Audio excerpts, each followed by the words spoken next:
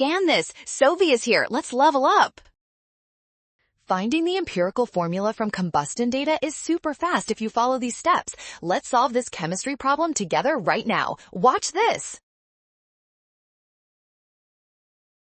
First, look at the carbon dioxide produced. Since every mole of carbon dioxide contains exactly 1 mole of carbon, the total moles of carbon in our unknown compound is 0.4.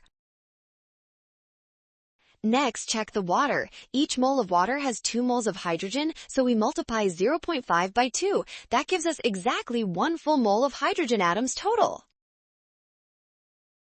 Finally, compare the carbon to hydrogen ratio. 0.4 to 1 simplifies to 2 to 5, meaning the answer is option C.